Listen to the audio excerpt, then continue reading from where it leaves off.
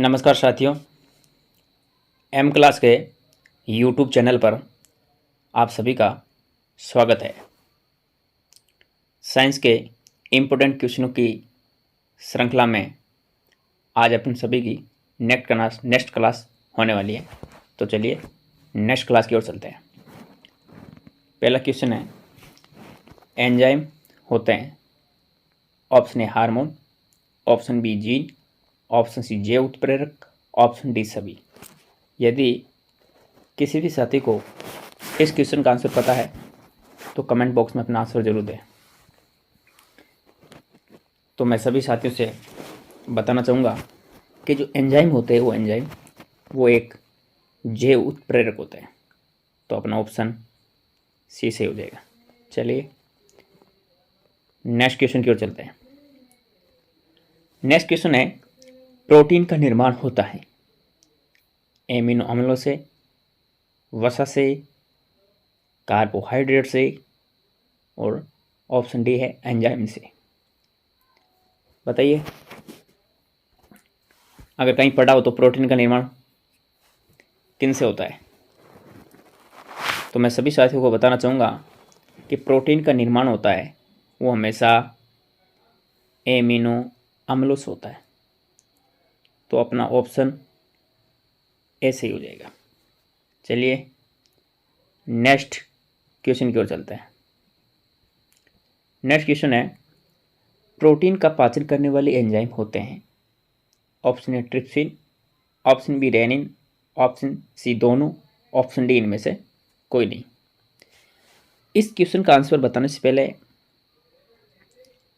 आप सभी प्रिय विद्यार्थियों के पास 5 सेकेंड का टाइम है। अगर किसी को इसका ऑप्शन का आंसर पता है तो आप कमेंट बॉक्स में आंसर जरूर दें। क्या हो सकता है? चलो मैं बता देता हूँ। प्रोटीन है, प्रोटीन का पाचन करने वाले एंजाइम ट्रिप्सिन और रेनिन दोनों होते हैं। ठीक है, तो हमेशा आगे से ध्यान रखना, प्रोटीन का जो पाचन करने वाले एंजाइम होते हैं वो ट्रिप्सिन और रेनिन दोनों होते हैं। तो अपना ऑप्शन सी से हो जाएगा। चलो नेक्स्ट क्वेश्चन की ओर चलते हैं। नेक्स्ट क्वेश्चन कहते हैं, एमिनो अम्ल आपस में किस बंध से जुड़े होते हैं? देखो प्रिय विद्यार्थियों, ऐसे क्वेश्चन होते हैं, ऐसे क्वेश्चनों को हमेशा याद करना ही जाना पड़ता है। अगर आपको याद नहीं है तो ऐसे प्रश्नों में कन्फ्यूज हो जाओगे, क्योंकि इसमें option sulphide, option B peptide, option C hydride, D इनमें से कोई नहीं।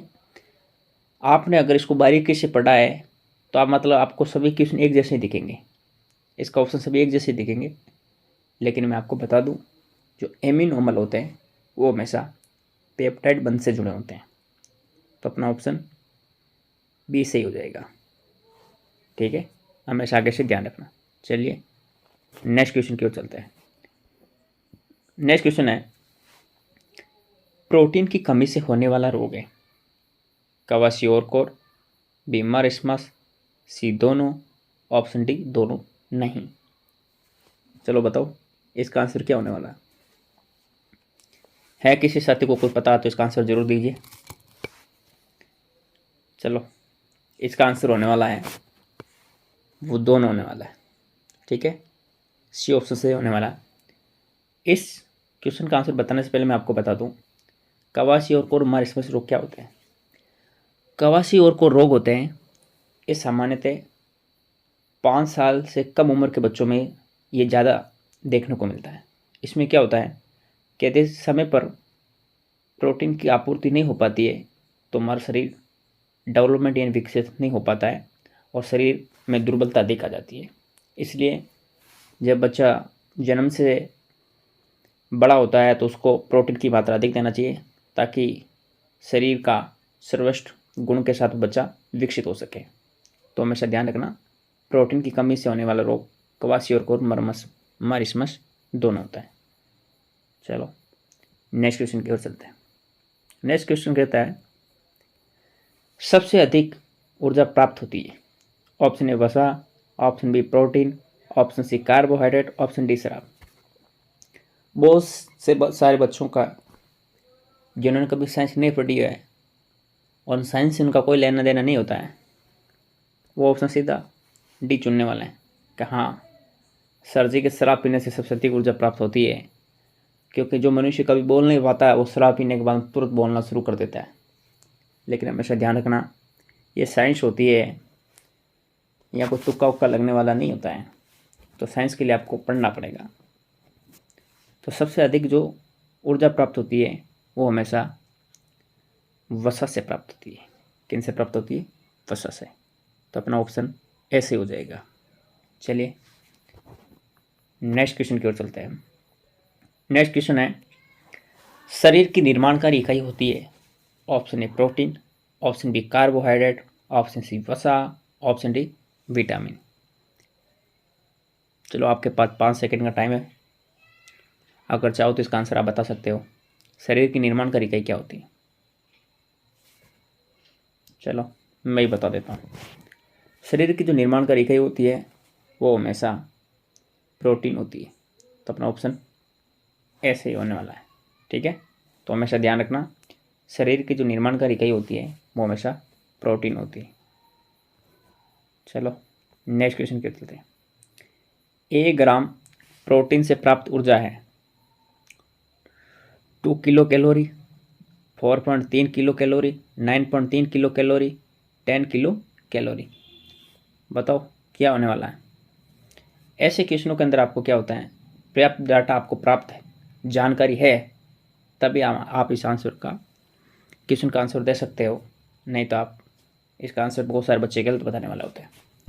तो आपको हमेशा बता दूं, जो 1 ग्राम प्रोटीन से प्राप्त ऊर्जा होती है वो लगभग 4.3 किलो कैलोरी प्राप्त होती है। कितनी होती है? 4.3 किलो कैलोरी प्राप्त होती है। अगर एग्जाम के अंदर 4.3 नहीं दे रखा हो तो यहाँ पर ऑप्शन 4 भी हो सकता है। तो हमेशा ध्यान रखना, 1 ग्राम प्रोटीन से प्राप्त ऊर्जा 4.3 किलो कैलोरी प्राप्त होती है। चलो नेक्स्ट क्वेश्चन की ओर चलते हैं। नेक्स्ट क्वेश्चन है, वसा का निर्माण होता है। ऑप्शन ए वसीय अम्ल, option B glycerol, option C दोनों, ऑप्शन डी सल्फ्यूरिक अम्ल। फटाफट बताइए, कमेंट बॉक्स में आंसर दीजिए, क्या होने वाला है इसका आंसर इस क्वेश्चन के अंदर। तो मैं आपको बता दूं, वसा का निर्माण होता है वो वसीय अम्ल और ग्लिसरॉल दोनों से होता है, ठीक है। तो हमेशा आगे से ध्यान रखना, वसा का निर्माण वसीय अम्ल और ग्लिसरॉल दोनों से होता है। सभी प्रिय विद्यार्थियों को बताना चाहूँगा कि साइंस के छोटे छोटे क्वेश्चनों की तैयारी आपके बड़े से बड़े एग्जाम में आपके लिए महत्वपूर्ण होने वाला है। इसलिए जो भी इस क्लास के अंदर नए हैं वो हमारे चैनल को सब्सक्राइब और लाइक कर दीजिए, ताकि कोई भी नई वीडियो आती है उसका नोटिफिकेशन तुरंत आपके पास पहुंच जाए। चलो अगला क्लास 10th क्वेश्चन बोल रहा है, 1 ग्राम वसा से प्राप्त ऊर्जा होती है। 1 ग्राम वसा से प्राप्त ऊर्जा होती है। देखो इसमें क्या होता है, बच्चे बहुत सारे कन्फ्यूज हो जाते हैं कि इसमें ऑप्शन दे रखा है 4 kilo calorie, 7.3 kilo calorie, 11.7 kilo calorie, 9.3 kilo calorie. अब बहुत सारे बच्चों में क्या हो जाता है कि वो या तो सीधा याद रखता है कि 4 किलो कैलोरी, जो अभी मैंने पिछले क्वेश्चन में बताया था आपको प्रोटीन वाला, वो इसमें टिक लगा दिए होते हैं। लेकिन मैंने आपको बताया था कि हमें सबसे ज़्यादा ऊर्जा प्राप्त होती है, ठीक है। सबसे ज़्यादा ऊर्जा किससे प्राप्त होती है? अभी मैंने पिछले कक्षा में आप बताया था आपको पिछले प्रश्न के अंदर। तो सबसे ज़्यादा जो हमें ऊर्जा प्राप्त होती है वो हमें वसा से प्राप्त होती है। किससे प्राप्त होती है? वसा से प्राप्त होती है। तो ऑब्वियसली बात है कि इनसे ऊर्जा भी हमें ज़्यादा ही प्राप्त होगी। तो ध्यान रखना, वसा से जो हमें ऊर्जा प्राप्त होती है वो 9.3 किलो कैलोरी प्राप्त होती है। तो हमेशा ध्यान रखना, वसा से हमें 9.3 किलो कैलोरी ऊर्जा प्राप्त होती है। जबकि मैंने अभी पिछले क्वेश्चन में बताया था 1 ग्राम प्रोटीन से कितनी प्राप्त होती है, तो लगभग 4.3 किलो कैलोरी प्राप्त होती है। तो ये थे आप सबके लिए साइंस की इम्पोर्टेंट क्वेश्चनों की एक छोटी सी क्लास थी। यदि आप नए हो तो चैनल को सब्सक्राइब और लाइक ज़रूर कीजिए।